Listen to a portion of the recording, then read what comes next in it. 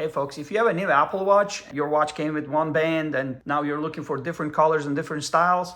Apple makes really nice bands actually. Mine came with a trail loop, which is like cloth.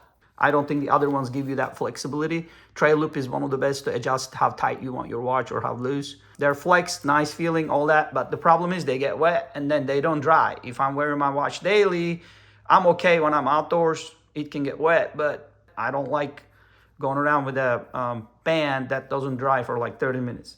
So I go with the silicone ocean band. I really like the ocean band. They're flex. You can adjust. It feels good on the wrist. And guess what? It dries like instant. I mean, it's not even, it's waterproof kind of. There's not even any water on it. And if you want to just wipe it on your shirt, it'll be dry almost instantly. So I do suggest looking into that if you have an issue with the, you know, as nice as they look in different colors and all that, they don't dry quick. Let's show you how to put these on and off. If you don't know it already, you just turn your watch over. This is the take off. You're gonna see this little notch right there. Yes, see that little notch? You just click on that and hold it and then slide it out. Literally just that easy. Because it's locked, this unlocks it. And the same at the bottom.